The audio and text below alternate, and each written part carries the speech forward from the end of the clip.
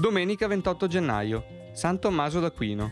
È il 28° giorno dall'inizio dell'anno, ne mancano 338 al termine. Il sole sorge alle 7:36 e tramonta alle 17:11. La luna si leva alle 20:01 e tramonta alle 9:10.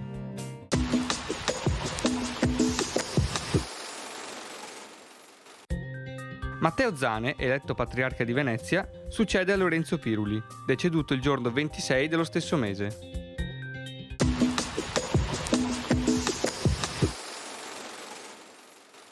Le previsioni per domani. Tempo stabile con cielo sereno o poco nuvoloso per passaggi di velature. Faranno eccezione le zone centro-meridionali della pianura e costiere, interessate da foschie e nebbie anche persistenti.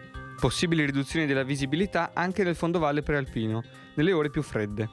Temperature in aumento anche nelle zone montane, specie nei valori massimi, che risulteranno molto miti per il periodo. In pianura temperature minime senza notevoli variazioni.